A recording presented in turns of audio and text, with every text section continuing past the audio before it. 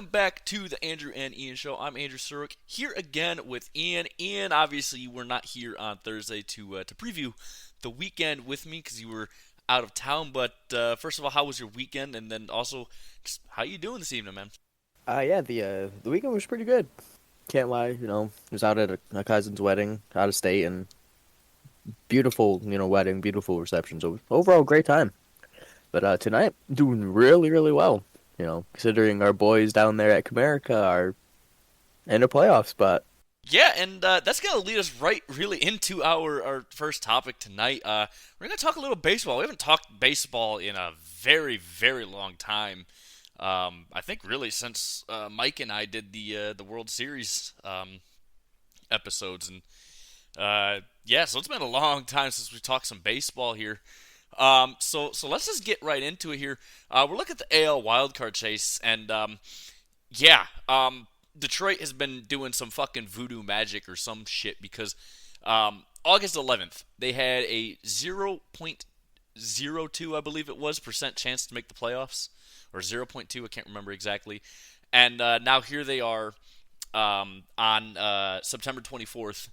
And if things hold with they are, which they look like they will, they'll be a game and a half up on the Twins in the wild card spot. They have currently the second wild card spot,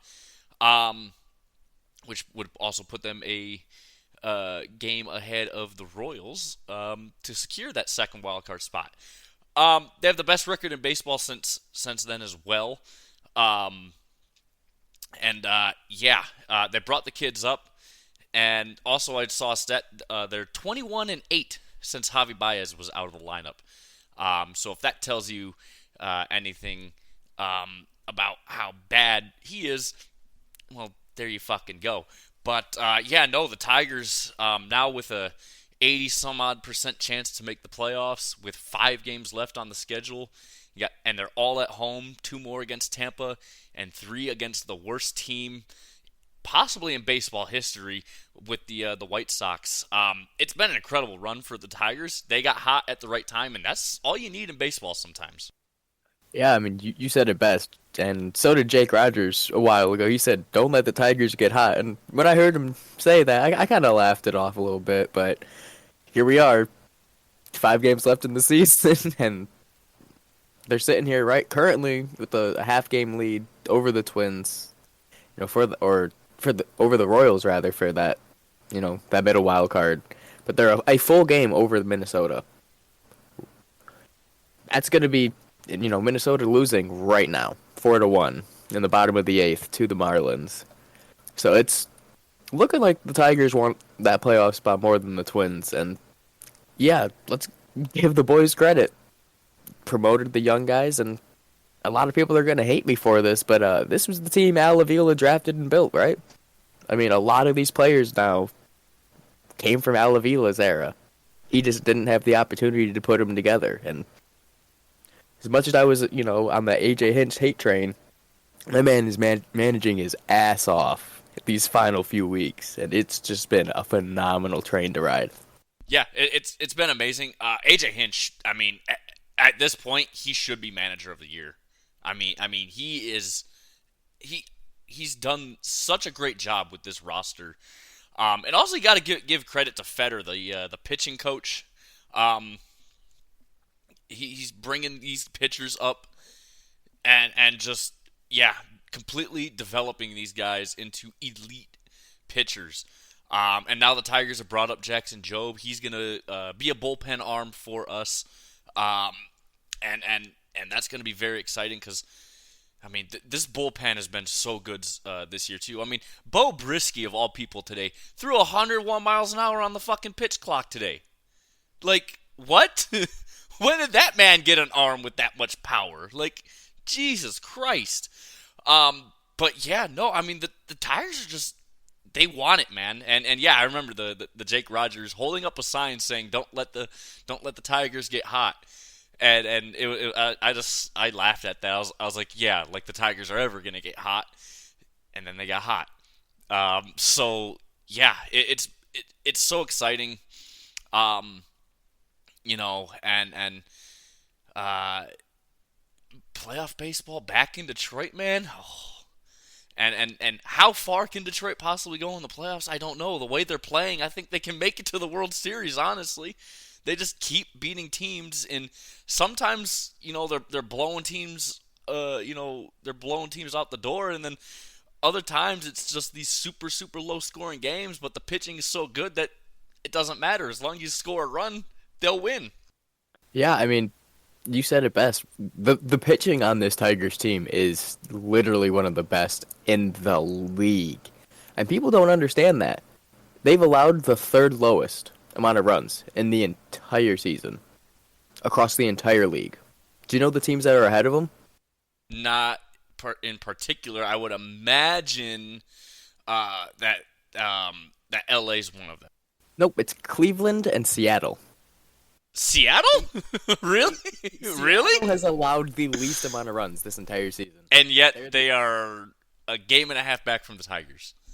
Yep, they've allowed. I don't know, from the Royals. From the Royals. They're 2 games back from the Tigers.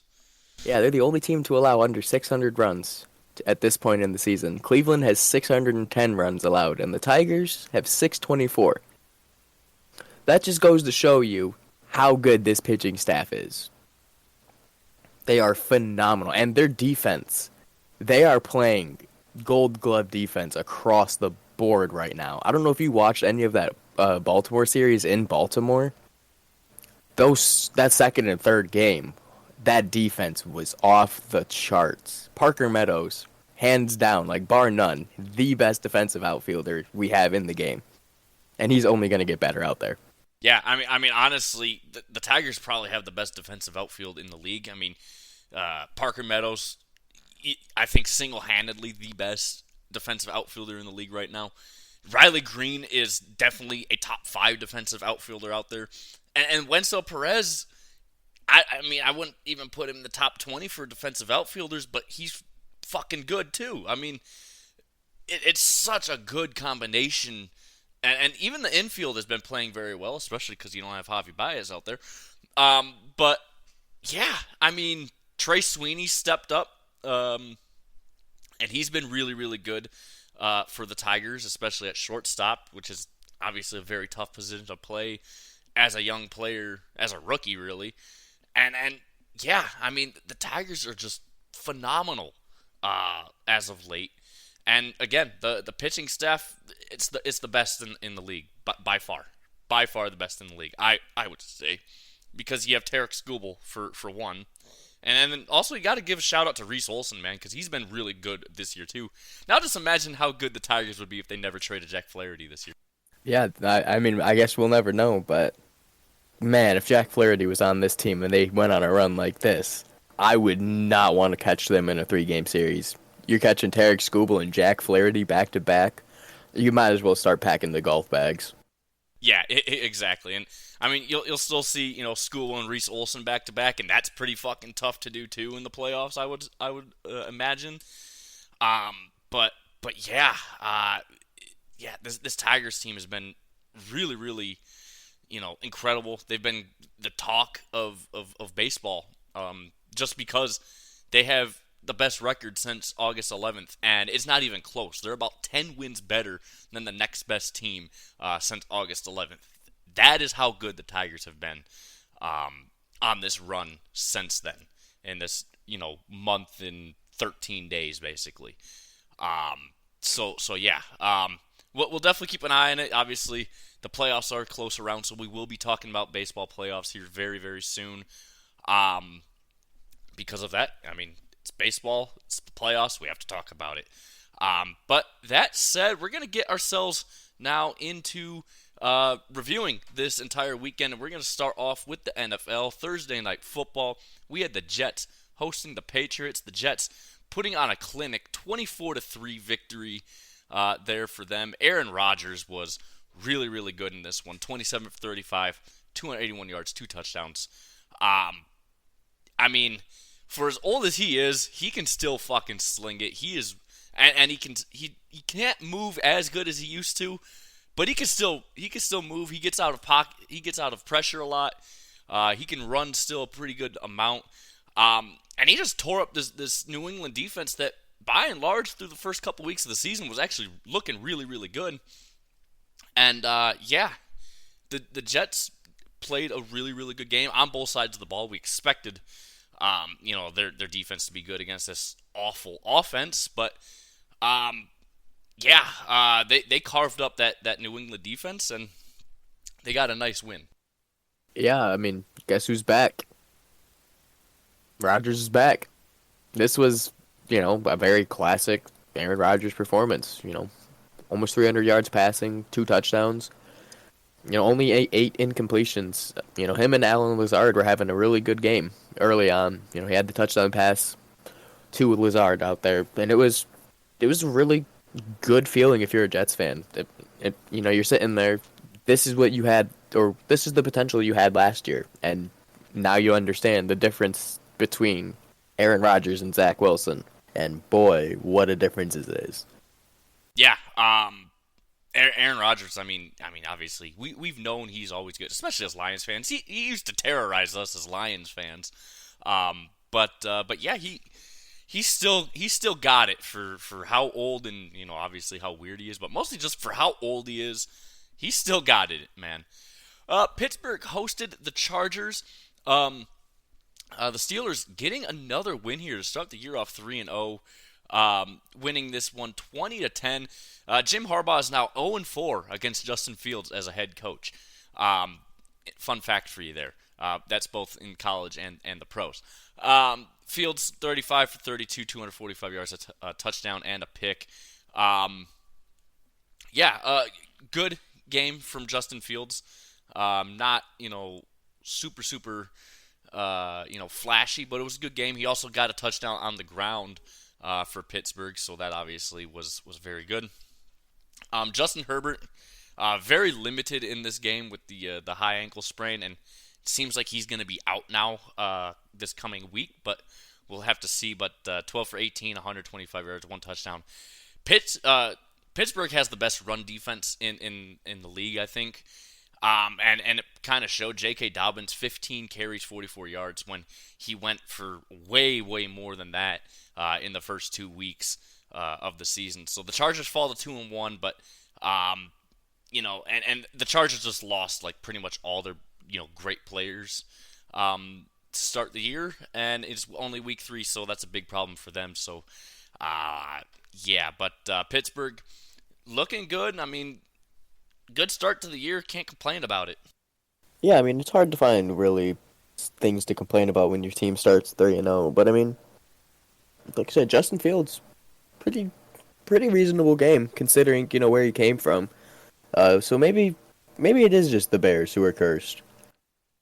You realize he had a pick and he got sacked twice, but I mean, it's not what he was doing normally. He actually had a reasonable, completion percentage, decent amount of yards. I mean, he's averaged 7.7 per completion.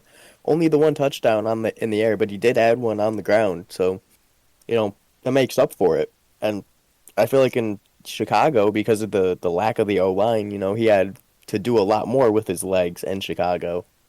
And now, who knows? Maybe Mike Tomlin will get something out of Justin Fields that we haven't seen before. But, like you said, 4-0 against Jim Harbaugh and still living rent-free in his head, I guess. Yeah, I guess so. Justin Fields, man. I think you might be right. Chicago might be the problem. I mean, it seems to be that way considering they're the only franchise in the league to never have a 4,000-yard passer, so, Minnesota hosted Houston. Minnesota, huge win here, 34-7. First of all, this Vikings defense, man, on paper you wouldn't have expected this roster to really be this good, but fuck's sake, they are fucking good. And then also, Sam Darnold, how is he so good all of a sudden? Like, he actually looks like a legitimate NFL quarterback. Granted, it does help having a Justin Jefferson to throw to, but he also has an offensive line in front of him, which definitely helps. But yeah, 17 for 28, 181 yards, 4 touchdowns for Darnold.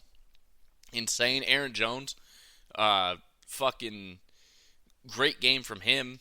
19 carries, 102 yards. No touchdowns to top that one off, but it was a good game from him. But C.J. Stroud, 20 for 31, 215, one touchdown and two interceptions. Man, not a good game from him, realistically, from compared to what we've seen really over the last 14, 15 games from him. Um, but again, this Minnesota defense, on paper, you wouldn't expect them to be this good, but here the fuck they are, shutting down one of the best offenses in the league. Yeah, I mean, you said it. Having Justin Jefferson on offense is going to make any quarterback look halfway competent, right? And when Aaron Jones is running the ball for 102 yards, again, that's really going to help. But at the end of the day, Sam Darnold only threw for 181 yards. He had 11 incompletions. So, I'd like to see a little more yardage and, more completions. But at the end of the day, it was enough to get them the win. And, I mean, no picks. He had a fumble that they didn't lose as the team, so they recovered it. So it's like, at the end of the day, it's a pretty clean game for them. And that, like you said, very out of character game for C.J. Stroud. He's my fantasy quarterback. I checked the fantasy app, started the game. He was 0 for 1 with the pick. I was like, oh, it's going to be one of those days. And boy, was it. Yeah, just a uncharacteristic day from him, throwing those interceptions, and you hate to see it, but yeah. The Saints hosted the Eagles. The Eagles pulling off the victory here, 15-12. Yeah, what a weird game this one was. Lot of field goals, and yeah, lot of mixed extra points, and I don't know, man. This was just such a weird game. I picked the Saints to win it, but obviously they didn't. Jalen Hurts, 29 for 38, 311 yards and an interception, not a touchdown. Derek Carr fell back down to earth because the first 2 weeks he's looking incredible, and then, 14 for 25, 142 yards, a touchdown, and a pick. Just a weird game. Saquon Barkley on the ground, really, really good game from him. 17 carries, 147 yards, 2 touchdowns. Really, really good game on the ground from him. But, yeah, offensive. I mean, look, offense is down this year across the league. And there's a lot of factors playing into that. But, not a good game from Derek Carr, especially after his first 2 weeks. And then, but just a weird game. A lot of missed extra points. Yeah, I mean, this is one of those games where it's like, if you look at just the box score without looking at the actual final score, you're like, okay, just comparing the QBs. Jalen Hurts, 29 to 38 for 311 yards. No touchdowns and a pick. Derek Carr, 14 to 25, 142 yards, a touchdown and a pick. Just off that, you're like, okay, maybe Philly had more points than just 15. And then you go down to running backs, and you see Saquon Barkley, 17 carries, 147 yards, and 2 touchdowns, with a long of 65 yards. And Alvin Kamara, 26 carries, 87 yards, with a long of 16 yards. It's like, yeah, Philadelphia should have won this game by more than 3 points. They did not. Very obviously. I mean, Jake Elliott, 0 for 1 in field goals, and 1 for 1 on extra points. This was a game where it's like, and then Jalen Hurts, on top of the pick with no touchdowns, had a lost fumble. So again, not the cleanest game for Philadelphia, yet they walk away with the win. And they shut down the highest scoring offense in the league the past few weeks to only 12 points. It's a pretty good job on their part. At the end of the day, if you're the Saints, your quarterback only got sacked 1 time. Also threw the same amount of picks, also threw a touchdown. And it's like, You were 3 points off from a win. You could have done something at some point to win that game, right? Yeah, It just didn't happen. you would have thought, but I mean, again, offense is down across the league this year, like a lot. Um, and there's a lot of things that are playing into that. Um, but yeah, I mean, the box score says Philly should have fucking blown out um, New Orleans, and they didn't because it's mostly the fact that red zone offense this year is down. So that's where you get that from. Anyways, Tampa Bay hosted the Denver. Denver getting the win here, 26-7. Bo Nix actually looked pretty good. He was technically the first rookie quarterback to actually get his team a win this year because Caleb Williams in week one doesn't really count because he didn't do anything, and his defense is actually what won the game that game. But anyways, he went 25 for 36, 216 yards, no touchdowns, but no picks this week. He did get a touchdown on the ground, which was really really nice to see, and that was really it. Baker Mayfield, 25 for 33, 163 yards, one touchdown, one pick.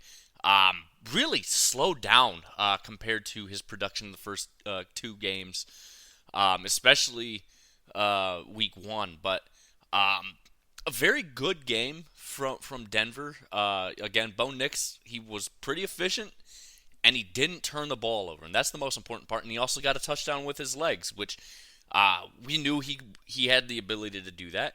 Now it's just to see if he could do it with his arm, right? He still hasn't thrown a touchdown this year, but I think he's slowly starting to figure it out. But overall, just a good game from Denver. Yeah, I mean, this was the game that I was actually watching on Sunday. This was one of the only games that they had out there where I was, and Denver's defense was balling pretty much all day. I mean, they got Baker for a pick. They forced a fumble and recovered one, and they got to Baker 7 times for a sack. They they're in Baker's nightmares right now. That Denver defense was going absolutely ballistic. It was just phenomenal performance. And then, like you said, Bo Nix absolutely like 180 from what we've seen the past few weeks. You know, only 11 incompletions, but again, he's a rookie quarterback, so it's not the end of the world. 216 yards, no touchdowns through the air, one on the ground, but no picks. So that's exactly what you want to see if you're Sean Payton and the Broncos. They believe that Bo Nix was their franchise quarterback, and he's beginning to show what they saw, I guess. Yeah, and you mentioned 7 sacks for that Baker faced this week, and he faced a ton against the Lions the week before. Now, granted, there's I think only one actual starter on that offensive line for Tampa Bay, so I think that definitely plays into it. But yeah, he's seeing nightmares from Detroit and Denver's defensive fronts. That is for sure. Tennessee hosted Green Bay. The Packers getting a nice win here, 30-14. Malik Willis, pretty good game from him, 13 for 19, 202 yards, a touchdown. And then also led the team in rushing with 6 carries with 73 yards and a touchdown. Jordan Love, he's expected to be back pretty soon. But Malik Willis has done a pretty damn good job as a backup. And yeah, I mean, Green Bay's defense also looks pretty solid this year. I mean, they got 2 picks off of Will Levis in this one, but it is Will Levis, so I mean, take that with what you will. But yeah, Green Bay just ultimately a really really good game for them, and yeah, they won the turnover battle 3-0, and that's how you win games. You win the turnover battle, and Green Bay did that. And again, Malik Willis is doing a really good job as a backup QB. Yeah, if you would have told me that the Packers would be 2-0 without Jordan Love, and they would have lost the one game that Jordan Love did play, I would have laughed in your face. This is a hell of a performance from Malik Willis. This is the Malik Willis that the Titans wanted but didn't get, and it just came and bit them in the ass. I love it. Will You love Levis to see is it. Will Levis is providing us meme content week after week. He's 3 for 3 so far with providing a meme-worthy photo from some sort of fuck up. Yeah, he really is. Well, let's see if he can go 17 for 17. I I'm really just hope he loving it. does. Oh man, he's such a meme. But anyways, Cleveland hosted the New York Giants. The Giants actually pulling off the win here, 21-15. Um, it's really bad when your defense makes Daniel Jones look competent. 24 for 34, 236 yards, 2 touchdowns in the air for Daniel Jones. Deshaun Watson sucks. Yeah, he threw for 2 touchdowns, but he went 21 for 37, 196 yards. That's pretty not good, if you ask me. Also, the Giants' defense blows, so how you didn't score more tells me that you really do suck. And again, how the fuck did he let Daniel Jones look like a competent quarterback when he should be fucking flipping burgers at Burger King, dude? I mean, Jesus Christ. But yeah, I mean, Giants get a win here. Cleveland might honestly be the worst team in football this year. Like, honestly. Yeah, I mean, the Browns are absolutely abysmal right now. I mean, they have one win, but I mean, you couldn't beat the Giants. And Daniel Jones had 10 incompletions, 2 touchdowns in this game. This was they didn't score a point in the second half. Like Cleveland, what the fuck are you doing? You lost a game to the New York Giants, and they did not score a point in the second half. Absolutely abysmal. Yeah, I mean, honestly, when you make Daniel Jones look like competent, it's fucking embarrassing. Yeah, it's just really that bad. The Colts hosted the Bears. The Colts squeaking away with this one, 21-16. And this honestly was a game the Bears should have won. Anthony Richardson looked like straight dog shit. 10 for 20, 167 yards, two interceptions, no picks. Jonathan Taylor balled out, though, and that's what won the Colts this game. 23 carries, 110 yards, 2 touchdowns. Great game from him. Caleb Williams looked pretty meh. He finally did throw for 2 touchdowns, which is you expect that to see, but he threw the ball 52 times in this game. 33 for 52, 363 yards, 2 touchdowns, 2 picks. Again, this was a game Chicago should have won. But they ultimately lost it because Caleb Williams threw those 2 picks. You don't throw those picks, you win this game. You don't give the Colts a chance to score on one of those touchdowns, and now suddenly you're 2-1 instead of 1-2. The Colts, yeah, they got to figure something out, man, because Anthony Richardson is he's I get it. He hasn't had he didn't have his full rookie season last year, but honestly, I've had Florida fans tell me that there's no way in hell he's going to be good in the NFL because of what they saw from him in Florida. And honestly, from what I've seen so far, and again, what I did see from him in Florida when he was there in college, I just don't see how he's going to be the future of the Colts. I know they want him to be, but man, he needs to calm down, man. That's his biggest problem. Yeah, I mean, anytime your quarterback has 20 attempts and only completes 10 of them and has 2 interceptions and no touchdowns, there's less than 200 yards. That's not a good performance. Like you said, Jonathan Taylor put the team on his back, 2 touchdowns this game on the ground for him. And then they had all 3 touchdowns, actually, on the ground. Trey Sermon with the other one, the backup for Jonathan Taylor. So that's 3 rushing touchdowns on the ground. And you're telling me out of 52 pass attempts, Caleb Williams only got 2? And you're telling me that the Bears defense, with 2 interceptions of Anthony Richardson, The Bears couldn't score more than 16 points. Granted, Caleb Williams did throw 2 interceptions himself, and he was sacked 4 times. So it wasn't the greatest game for him. And Caleb Williams had a fumble that he lost. So that's 3 turnovers on Caleb Williams. That's not a winning recipe by any means. I mean, even if your defense puts up 2 picks, the opposing defense put up 2 picks, and they had 1 fumble, so they won the fumble, or they won the turnover battle and won the game ultimately.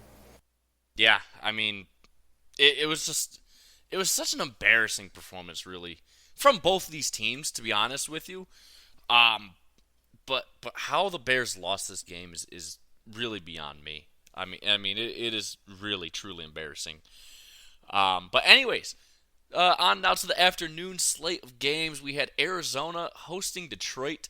Um, Detroit getting the win here, 20-13. They didn't score in the second half, but it was a really good game from both Jared Goff and Kyler Murray. They both had pretty solid games. Goff 18 for 23, 199 yards, 2 touchdowns and a pick. Kyler Murray 21 for 34, 207 yards, a touchdown and a pick. Really good game. Also, mobile Goff is real. Yeah, I mean, who would have thought Jared Goff would be running for first downs this much this season? And I mean, it's only, the third week in the season, and we've seen him do it a couple times now to ice games. It might be real. Vanilla Vic might be playing in Detroit.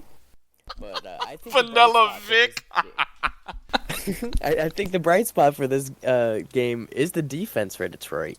I mean, that's a lethal Arizona offense with Marvin Harrison Jr. You held him to 5 receptions for 64 yards and a touchdown. They did a Yeah, hell of a performance. and another just a key part about that defense, Terrion Arnold. He allowed 2 receptions to Marvin Harrison Jr. on 6 targets, for I believe it was 28 yards and no touchdowns. So really good job from that rookie against quite possibly the Justin Jefferson 2.0 at this point, because Marvin Harrison is starting to become Marvin Harrison that we expected him to be. But yeah, no, you're absolutely right. The Lions defense drastically improved this year, and it showed, because this Arizona offense has been really good to start the year, and he held them to 13 points. So really good job by the Lions there. Now the offense still needs a lot of work, but regardless, I'm not too mad about it. Although I am mad about the 4th and 1 where we lost yards, where we could have just kicked the field goal and gone up by 13 instead of still being up by 10. But it is what it is there. The Raiders hosted the Panthers. The Panthers getting the win here, 36-22. And yeah, we know what the problem was in Carolina, because the media kept giving every possible excuse for Bryce Young. He doesn't have any weapons to throw to. He doesn't have an offensive line to protect him. Blah blah blah blah blah.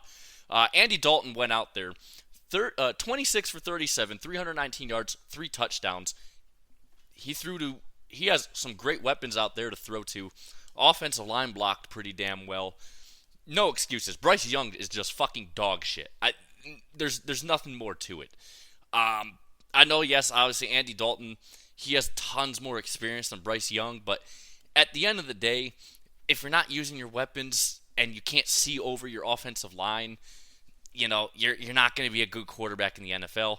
And yeah, Bryce Young is the problem. It's not coaches. It's not a lack of weapons. It's not the offensive line. Bryce Young was the problem. Always has been the problem there. And Andy Dalton proved it. Yeah, I mean, normally it's such a meme seeing Andy Dalton come out for a start. I mean, it's always like, it's a crapshoot normally, right, of how he's going to do. But, I mean, this, like you said, this just proved it. Bryce Young, he was the issue. I mean, Andy Dalton came out through 319 yards and 3 touchdowns and no picks. He was sacked twice. Chuba Hubbard ran for 114 yards. It's not an O-line problem. You had a running back run for 114 yards. Andy Dalton threw for 3 touchdown passes and over 300 yards. It was Bryce Young all along. Yeah, we we know how small quarterbacks work out in this league, and almost always they fail. The only exception really to that right now is Kyler Murray, and he's barely holding on, but he's at least trying to take football a little bit more seriously now instead of trying to just play Madden all the time too. So maybe that part helps. But no, Bryce Young is the problem, and always has been the problem the entire time. Hasn't been coaches, hasn't been weapons, hasn't been the line. Stop making excuses for him. He sucks. The Seahawks hosted the Dolphins. The Seahawks winning 24-3. Geno Smith looked pretty okay. I mean, 26 for 34, 289 yards, a touchdown, 2 picks. Now, obviously, you expected Miami to be shit without Tua, and I mean, yeah, they were. I mean, they couldn't do anything. Skylar Thompson, that 13 for 19, 107 yards. Obviously, they're trying to run the ball without Tua, but they don't have the weapons to do that either. So yeah, Seattle gets a nice win here. Their defense is good this year, don't get me wrong, but they haven't really played anyone either, so that kind of helps a little bit in the statistic category. But yeah, no, Seattle gets a nice win here, and yeah, that's all you can really say about it. Yeah, I mean, this was one of the games where they actually won by more than one score. First week against the Broncos, they won 26-20. Next week against the Patriots, 23-20. So again, they were holding their opponents to 20 points, and all they had to do was score more than 20 points. But this week, they played the Dolphins without Tua, and they won 24-3. My concern is, can they score more than 24 points? I mean, granted, week 1 they scored 26. Can they score more than 20 points? Can they score 30 points? Because next week, when they come to Detroit on Monday, they have one of the better offenses in the league to deal with. And granted, it hasn't been running on all cylinders, but this is a game the Lions really want to win. It's always Seattle. They always lose to Seattle. They don't want to lose to Seattle anymore. So I'm hoping we're going to see the competent, machine that we normally do. But who knows? At this point, they're sitting 3-0 out there in Seattle. So good start for them. But I want to see them beat a team that, has their starting quarterback, that has, their offensive pieces, has their defensive pieces. But granted, the Lions' defense is starting to look real patchwork. They still have Aiden Hutchinson. That defense is starting to look very, very good in Detroit. So we'll see what Seattle's about on Monday. But right now, like I said, they're 3-0, and a win is a win. Yeah, and look, we'll talk more about the Seattle Detroit game on Thursday, but good. I mean, it's a good win for Seattle. Obviously, they have not played against a single good quarterback this year to start the year, so it was supposed to be a good quarterback to start in week 3, but obviously 2 was pretty much dead. So yeah, the Cowboys hosted the Ravens. The Ravens getting the win here, 28-25. King Henry, man, what a game! 25 carries, 151 yards, 2 touchdowns. Really good game from him. Dak Prescott, efficiency-wise, was meh. I mean, 28 for 51. You don't like to see that, but 379 yards on 28 completions is pretty good with 2 touchdowns and no picks. Lamar Jackson, 12 for 15, 182 yards, 1 touchdown. This was really a game that Baltimore dominated the first 3 quarters, and then the offense just stopped doing anything in the fourth quarter, and the Cowboys started to come back, but it just was never enough. Baltimore's defense did just enough in that fourth quarter to keep Dallas's offense on the field, just slowly taking time off, so that way when their offense did finally stall and they had to punt, Dallas just kept losing time and time and time. So, yeah, I mean, it was a good game from Baltimore, especially in the first half. The second half, though, they got to get better on offense, and that's been their struggle this year so far, is the second half offense not nearly as good. Yeah, and I mean, that's been a running theme for the Ravens for the past few years now, where they're up late in games, and it's a very comfortable margin. I mean, in this one they were up, you know, 28-6 going into the fourth quarter, and they won this one 28-25. So again, this is a game where I'm sitting here and I'm like, you're telling me that Derrick Henry running for 151 yards and 2 touchdowns, at no point with the additional yards that Lamar got through the air, at no point could you get into Justin Tucker. You could not get into his range at all to get at least another field goal. It's like they got the win, but at the end of the day, the Ravens are not looking pretty. It's looking really rough for them. It's looking really rough for both these teams to start the year, to be honest with you. Oh yeah, this is not the Dallas team we've seen at home. You know, they've been scoring. Last year they were averaging 40 points at home. They've lost 2 games at home now. And they got their ass whooped by the Saints at home. Yeah, and again, offense is definitely down this year by a considerable amount across the league. But, yeah, I mean, again, also, too, Dallas didn't do anything this offseason, so that, I think, is definitely hurting them. But, yeah, Baltimore's got to get better in the second half of these games, man, because you're not going to win many games this way.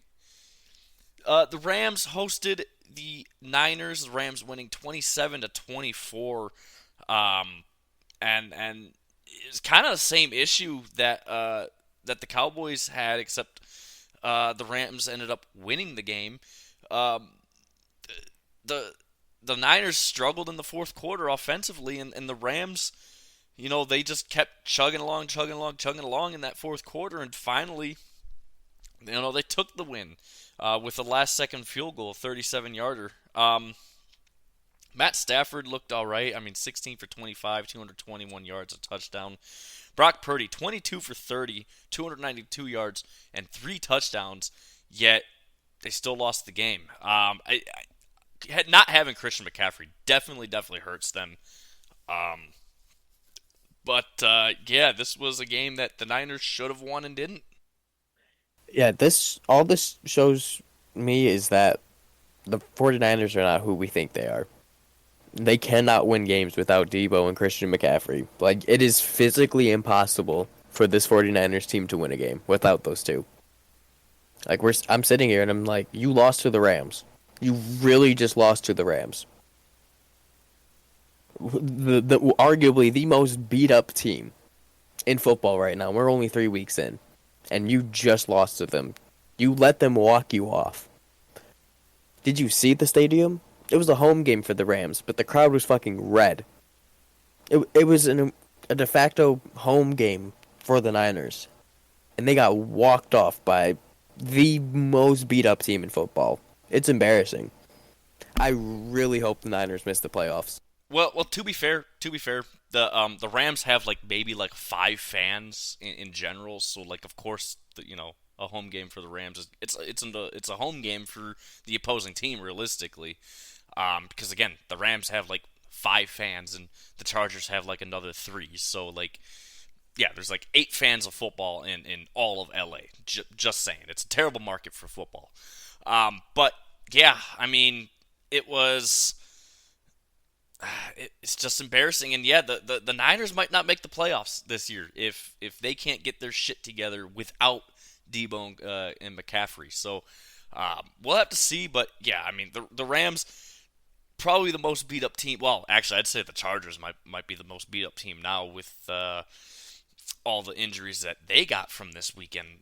But we'll see. Sunday Night Football, and man, there's so much controversy, and I'm honestly starting to believe the conspiracy theories that the league is rigged for Kansas City. That was the most blatant pass interference call I've ever seen in my life that was not called. Chiefs, Falcons. Falcons at home. Chiefs win 22-17.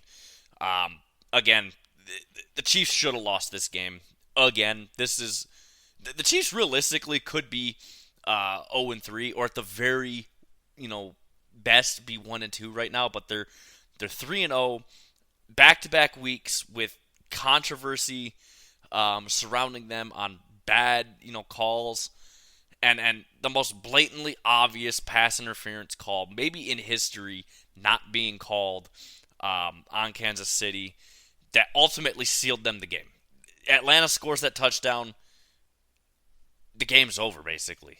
Kansas City would have lost that game based on the way the rest of that game went. Yeah. Patrick Mahomes, 26 for 39, 217 yards, 2 touchdowns, a pick. Kirk Cousins, 20 for 29, 230 yards, a touchdown, a pick. Pretty good game from, both these quarterbacks. You'd like to see a little bit more from them, but,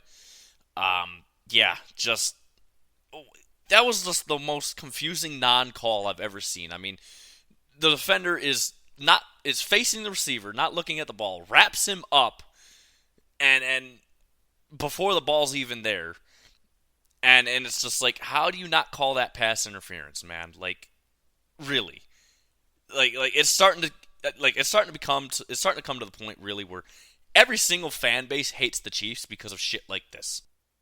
Yeah, I mean, the Chiefs are the new Patriots at this point, where it's like there's got to be some like ulterior motive, right? I mean, if that were Terrion Arnold and it was Detroit defending that pass, that's being called all day. If that's any other team, if that was Atlanta who did that, that's getting called. If Atlanta did that to Travis Kelce, every ref would empty every single flag in their pockets and then throw their hat. Like, it was that obvious, and every single person around me while we were watching this game was like, how is that not PI? Like, it's textbook PI. Like you said, he wrapped him up before the ball is even there. He's not even looking at where the ball is. He's just wrapping the dude up, like making a tackle on a guy who does not have a ball. Like, yes, the ball is going his way. The ball's not there. That's clear as day pass interference, and there are very sketchy moments with PI this year. And I mean, granted, in Terrion Arnold's case, he's had some early, contact and all of that. So in some cases, yes, but refs have been throwing a lot of laundry. But you don't throw it on that, play. So like, that's where I'm confused about it. But yeah, it's so bad. And again, like I said, Chiefs should be 1-2 this year. Like, realistically, that's how they've played. They've just gotten lucky with the refs again and again. So yeah. And then last night we had 2 games.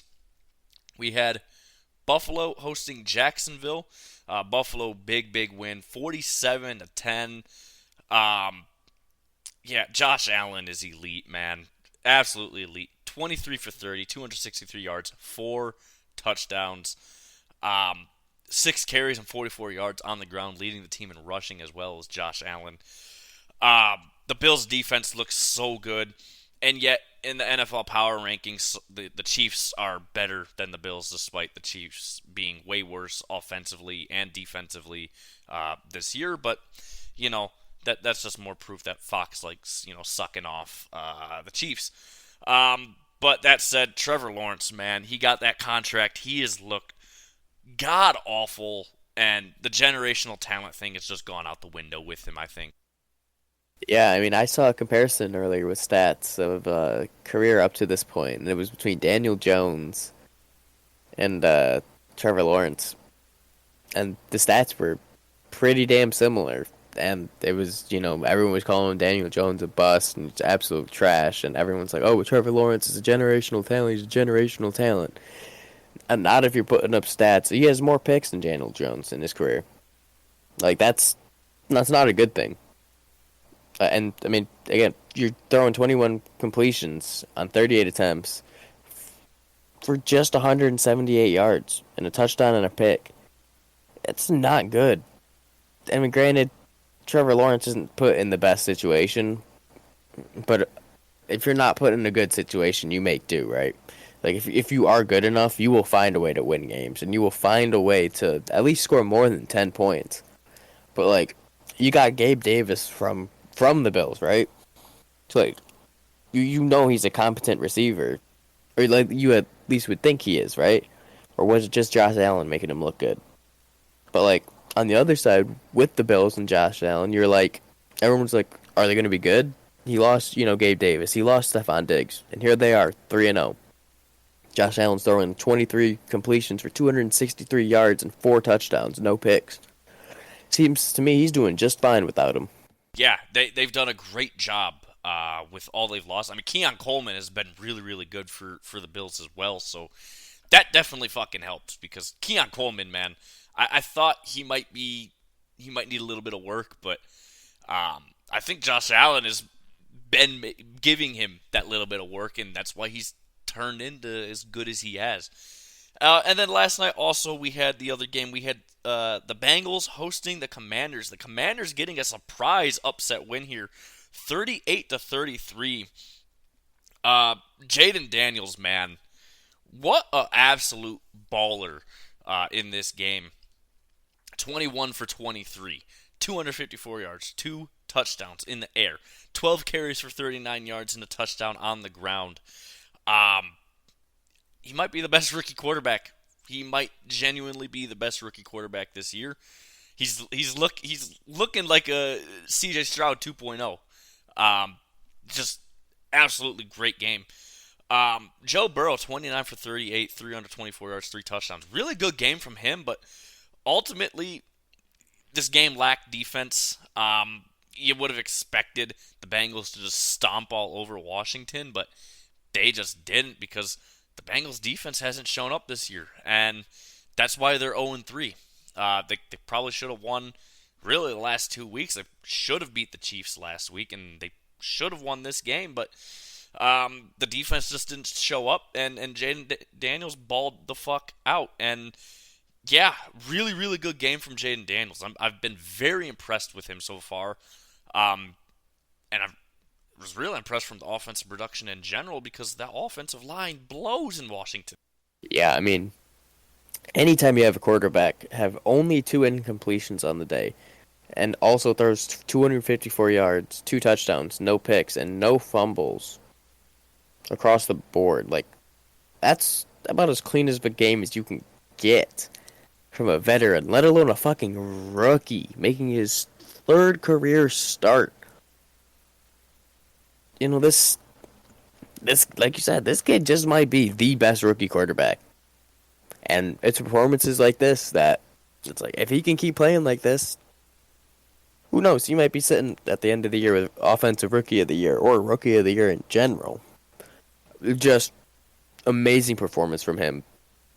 And then to have his team walk away with the win over Joe Burrow and the Bengals, it's a good feeling. And on the flip side for the Bengals, it's an absolute abysmal feeling. Joe Burrow threw for 324 yards, 3 touchdowns, no picks, and again, no fumbles. So a very clean game on both sides. Yeah. But Cincinnati lost. They just couldn't find a way. That defense needs to improve. Anytime you give up almost 40 points in a game, it's just like you need to find a way to lower that. Yeah, absolutely. And, again, Jaden Daniels, it was a clean game from both these teams, in terms of turnovers. But, yeah, Cincinnati's got to figure something out, man. They really, really do, because now they're 0-3. Their playoff hopes are very, very slim, because we know the statistics about just starting 0-2 on the year. 0-3 is much worse for getting into the playoffs. But that's going to wrap it up from the NFL. So now we're going to go over to the NCAA. Pretty wild weekend. I'm going to try to just roll through these games as quickly as we possibly can, but talk about more of the highlights. But we had Friday night. We had number 22 Nebraska hosting number 24 Illinois. Illinois getting the upset victory, 31-24 in overtime. Nebraska, I believe, since I forget which year it was, but they're 2-30 in overtime games. Let's just say in their last 32 games. I forget what year I saw for that stat, but yeah, they're 2-30 in their last 32 overtime games. Not ideal. Obviously, different head coaches throughout all of those, but Yeah, this was a game Nebraska lost. I mean, it was a game they should have won. They were up big for a while. Um, they were up 24 to 17 early in the fourth quarter, and then the offense just stalled out after a while, but on both sides. But yeah, in overtime, Nebraska's offense looked absolutely awful. The offensive line could not stop the Illinois pass rush, and Nebraska gets their first loss of the season, and Illinois improves to 4-0. Yeah, I mean, this was, like we said when we were doing the Big Ten preview, this is a toss-up game for Nebraska where, do they go 9-3 or do they go like 8-4, 7-5, and, further down the list. Now here we are. Nebraska's 3-1. Illinois 4-0. Who knows? Illinois might be challenging for the Big Ten West crown. Well, there's no Big Ten West anymore. Remember, they got rid of divisions. Yeah, Who yeah. knows? Illinois might be up there at the end of the year playing Ohio State in the Big Ten championship if they play like this. Then They might, but looking at the remaining schedule, probably not. But anyways, number 18 Michigan and hosted number 11 USC. Michigan winning 27-24.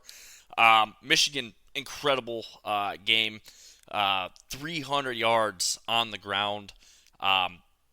USC just could not stop the run. They can't play in the trenches right now, and Michigan exposed that.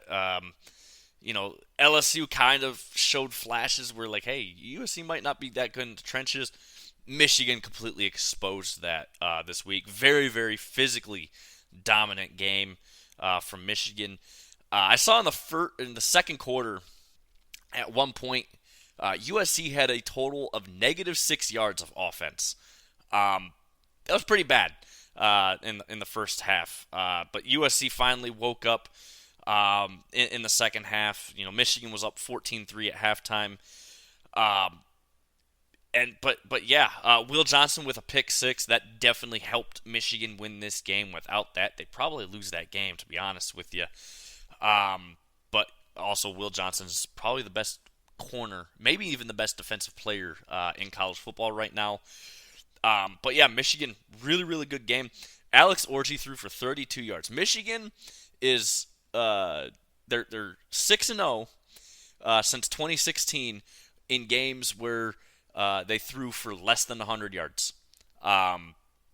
So there's an interesting stat for you there. But yeah, good game from Michigan.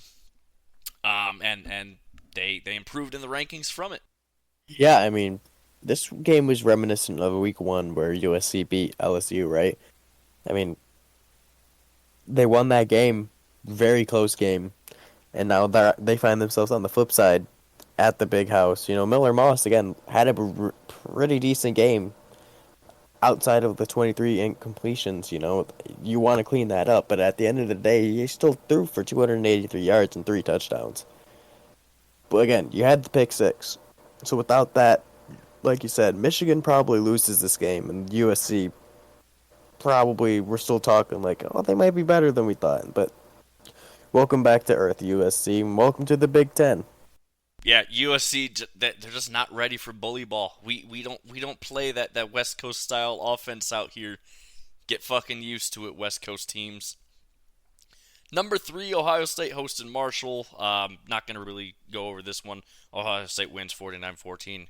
Congratulations, you've beat up on 2 MAC schools and a really shitty, I think they're in the American Conference team. I don't even fucking know. Either way, congratulations, Ohio State. You're 3-0 against really shitty teams. Yeah, I mean, so much for Michigan having a cupcake schedule, right? Let's see something, Ohio State. What, you know, like, I get so sick and tired of this. Like, every year, a lot of teams have these, like, schedules where they play these lesser teams. And it's like, oh, they don't deserve the playoff spot. They don't deserve the playoff spot, blah, blah, blah, blah, blah. I mean, at the end of the year, I mean, Ohio State doesn't play a ranked team on their schedule right now until Oregon on October 12th. Yeah, and look, I gotta be fair. I mean, Michigan the last 2 years played like super, easy first 3 weeks of the season as always. But yeah, it just is what it is. So I can't be too hypocritical about that, but yeah. Number 21, Clemson hosted NC State. Clemson wins 59-35. Um, Clemson just dominated this game, and then they took their starters out, and then NC State started to climb back in it, but ultimately they lost. Um, but yeah, dominant game from Clemson up until that point, and even still, it was a dominant game. Uh, when you look at the final score, but if Clemson had kept their starters in the fourth quarter, it wouldn't have been nearly this close. Yeah, I mean, NC State, not a good start to the season. I mean, they were, in my eyes, a dark horse to compete in the ACC, but right now, I mean, you have two bad losses against, two ranked teams. I mean, you lost to Tennessee 51-10. You just lost to Clemson 59-35. Your two wins are 38-21 against West Carolina and 30-20 against Louisiana Tech. Those are not two good wins and not two good losses. It's a rough year for NC State. Yeah, really, really rough year for them. So now, number 20, Iowa State hosts Arkansas State. Iowa State wins 52-7. Not much to talk about here. Iowa State ran the ball against Arkansas State quite a lot because Arkansas State sucks at defending the run, and Michigan showed that too.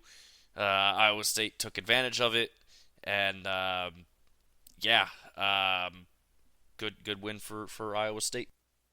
Yeah, it was a good balanced win. I mean, they had 253 yards through the air and 237 on the ground, so real balanced win. I mean, you'd like to see the two picks get cleaned up, but overall they got the win, and it's crazy. An Iowa team can score more than 20 points. Yeah, just not the Big Ten Iowa.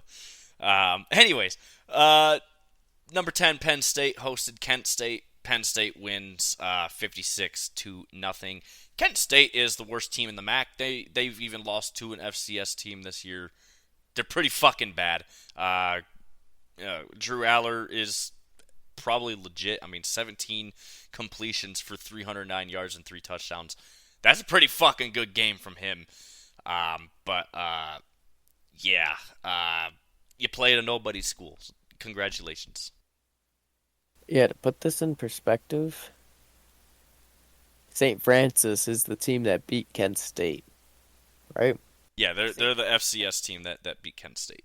St. Francis just lost to Eastern Michigan 36-0 this past week. That just goes to show you how bad Kent State is. If they lost to St. Francis, who lost to Eastern 36-0. Yeah, that's pretty bad.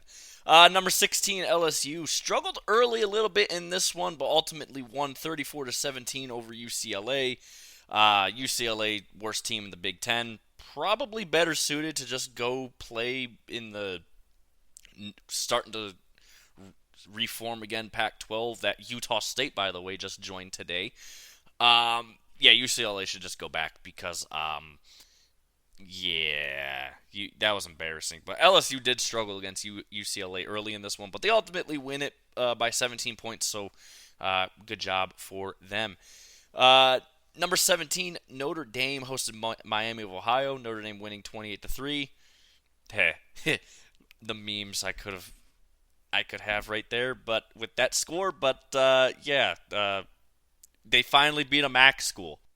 Yeah, see, Notre Dame, that's how you beat a fucking MAC school. Actually, look at what Penn State did. That's how you beat a MAC school. I mean, it's Notre Dame. They did lose to NIU, so you got to give them a little bit of slack.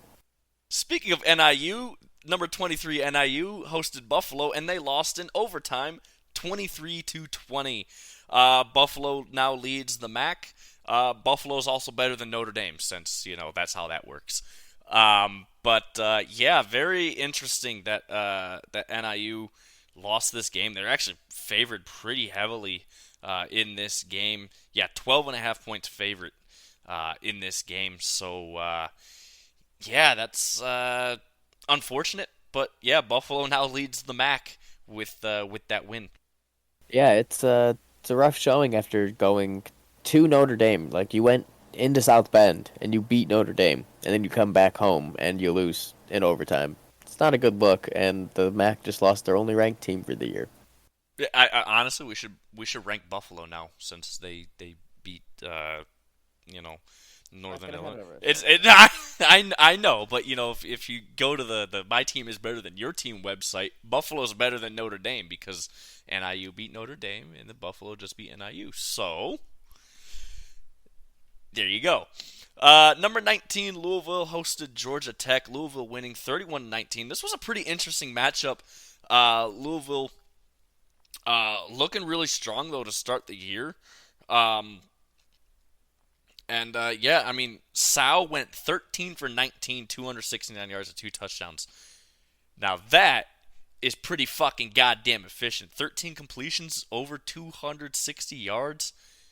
That's a pretty damn good game there from Louisville. But defensively, they did a pretty good job of containing Georgia Tech, and Georgia Tech falls to 3-2 on the year. Yeah, I mean, Georgia Tech started off the year pretty damn good, but ultimately they fall to Louisville, and Louisville starts 3-0 now, and really good look for Louisville. Yeah, really, really good look for Louisville, and contender in the ACC for sure. Number 14, Oklahoma State hosted number 12, Utah. Utah winning 22-19. No Cam Rising again, but Wilson had a pretty solid day, 17 for 29, 270 yards, a touchdown, and 2 picks. But Alan Bowman, 16 for 33, 206 yards, 2 touchdowns, 2 picks. Ultimately, Utah lost the turnover battle, but they ended up winning this game, and Micah Bernard, really, really good game on the ground. That's really what won the game. 25 carries, 182 yards. Really solid game from him. Very average quarterback play in this game, and Utah proving that they are here to win the Big 12 in their first year. Yeah, I mean, Utah won this game without Cam Rising. I think that's enough said about how this game was played. Their defense came to play, and I think that they were ready. And this is it, right? This was one of their biggest tests. It's a ranked now in new conference opponent, and they won. They were the away team, and they went to Oklahoma State and they won. It was a close game, So if Cam Rising does play this game, that it's going to be a different score. Utah would probably win this one more comfortably if he was playing. But the fact of the matter is, they won this game without him. So give them credit, and they're sitting at 4-0. Yeah, really, really good game from them. And on the flip side here, number 7, Missouri hosted Vanderbilt. Missouri getting the win in the second overtime period, 30-27.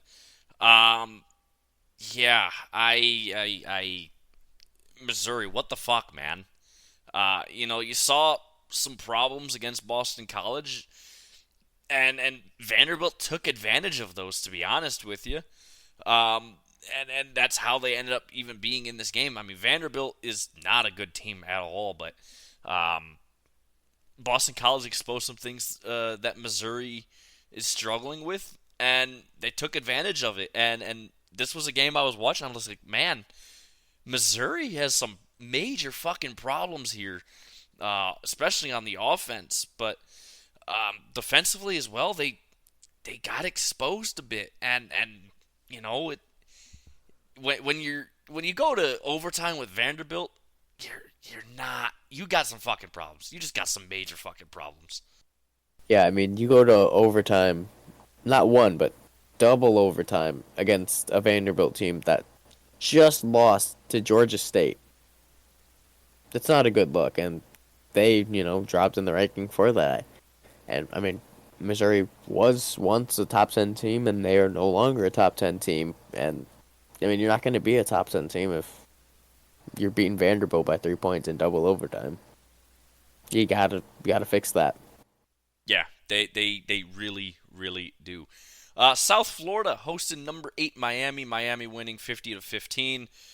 Cam Ward's elite, and yeah, Miami beat up on another shitty team. That's all I can say there. I mean, yeah, this is Cam Ward Heisman to lose at this point, right? Just Pretty much. consistently Pretty putting up much. Him and points. Jackson Dart at this point, because I think Cam Rising with missing 2 weeks, he's pretty much out of it. But yeah, this is another phenomenal performance from Cam Ward, who, I mean, came from, I believe, Washington State, now at Miami, playing his fucking balls off right now. Absolutely. Absolutely playing his balls off. Number 15, Oklahoma gets their first taste of SEC conference play against number 6 Tennessee. Tennessee wins 25-15. Um, we talked about it in the SEC preview. Oklahoma's not ready for the SEC, man. And this game proved it. I mean, they did not look all too good on either side of the ball. And Tennessee, they have the best offense in terms of points scored this year. Obviously, they played a much tougher defense than they've played all year, but they still looked really good in this game, and they get the victory. Yeah, this is where we see Oklahoma start to get some losses now. They're getting into SEC play, and very apparently, they were not ready to face a ranked SEC opponent, even at home. It was they were down 19-3 at halftime. It was not a good game for them. You had 12 points in the fourth quarter. If you want to be a playoff team, if you want to compete in the SEC or just compete in college football anymore in general, you cannot only score 3 points in the first 3 quarters and have to score double digits, 20 plus points to win the game in the fourth quarter. It's just damn near impossible to do it. We've seen teams do it. It's just not a winning recipe, and that's what happened to Oklahoma. Too little, too late. Yeah, you well said. just well said on that.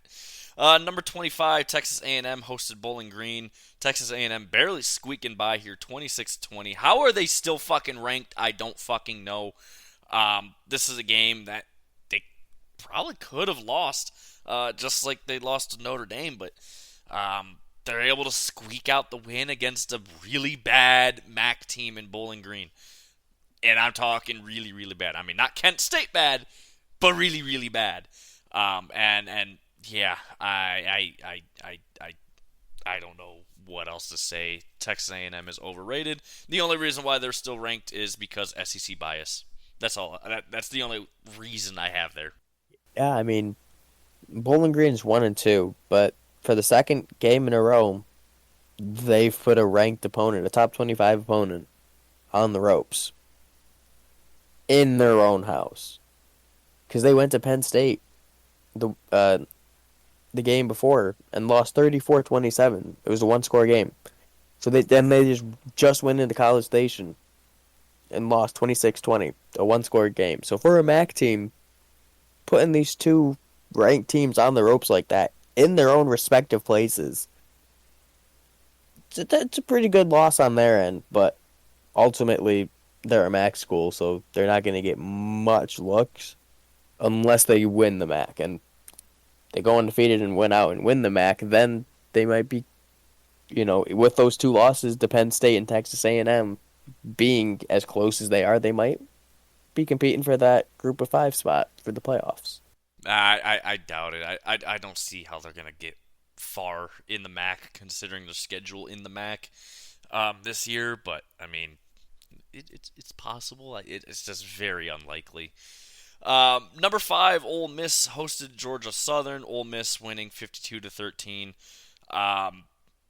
Jackson Dart's elite. I mean, he did throw a pick in this game, so that definitely hurt him. But still 22 completions for 382 yards and 4 touchdowns. That's still a really, really good game from him, despite the pick. But,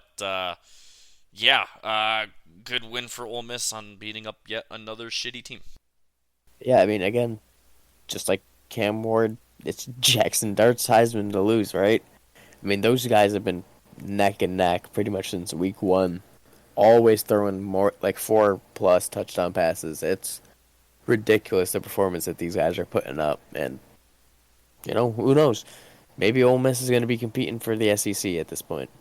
Yeah, we really don't know. Again, both these guys, I mean, they've all played a lot of fucking cupcakes, so it's not like we're really getting out of it. It's just stat padding for the Heisman these first couple weeks for these guys. Number one, Texas hosted UL Monroe. Texas winning 51-3. Arch Manning looked pretty. I mean, he came back down to earth. Let's just leave it at that. 15 for 29, 258 yards, 2 touchdowns, 2 picks. Definitely came back down to earth from his game the previous week when Quinn Ewers went out. But Quinn Ewers should be back, if not this week, next week for sure. Yeah, good win for Texas on beating a shitty-ass FCS team. Yeah, I mean, this was, like I said, Arch Manning came down to earth. 2 touchdowns, 2 picks. Now, granted, he had 15 completions and threw 258 yards. I'll take that from someone who hasn't really started games and this is his first start. I'll take that from him. But shout out to the UL Monroe quarterback whose name is General Booty. Like, I'm not shitting you. His name is literally General Booty. Yeah, I know that he made the all names team again this year. That I think it's 24/7 Sports that does an all names team every year. Yeah, that he has the greatest name in college football, I think. But he definitely proved that his last name is correct because he was pretty booty in this game. Not gonna lie. And then lastly, BYU hosted number 13 Kansas State. BYU getting the big upset win, 38-9. And when we did the Big 12 preview, we said this was pretty much going to be an auto loss for BYU. Boy, were we fucking wrong. BYU improves to 4-0. They're now ranked after this big upset win over Kansas State. Kansas State's offense looked absolutely abysmal in this game. Avery Johnson, 15 for 28, 130 yards, and 2 interceptions. It was just abysmal for Kansas State. It took a little while for the BYU offense to get rolling, but once the second quarter, got underway, they had a field goal with 2:10 left in the second, and then a fumble return for 30 yards with a minute to go, and then it just a lot of turnovers from Kansas State, and ultimately a really great game from BYU on both sides of the ball.